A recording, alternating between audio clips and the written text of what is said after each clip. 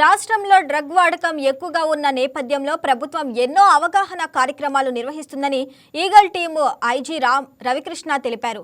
దీనిలో భాగంగా Vijayawada సింగనగర్లో cycle rally నిర్వహించారు. యువత డ్రగ్స్ కు దూరంగా ఉండాలని సూచించారు. ప్రతి ఒక్కరూ బాధ్యతగా ర్యాలీలో పాల్గొనాలన్నారు. ఎవరైనా డ్రగ్స్ అమ్మినా సేవించినా ఉపేక్షించేది లేదని ఈగల్ టీం ఐజీ రవికృష్ణ హెచ్చరించారు. ఈరోజు రాష్ట్ర వ్యాప్తంగా ఈగల్ సైకిల్ ర్యాలీస్ ప్రారంభించడం జరిగింది.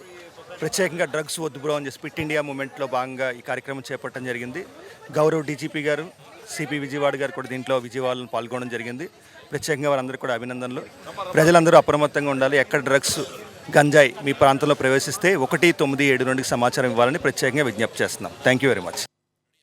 ఈ వీడియో మీకు నచ్చినట్లయితే లైక్ చేయండి, షేర్ చేయండి, మా ఛానల్కి సబ్స్క్రైబ్ చేయండి.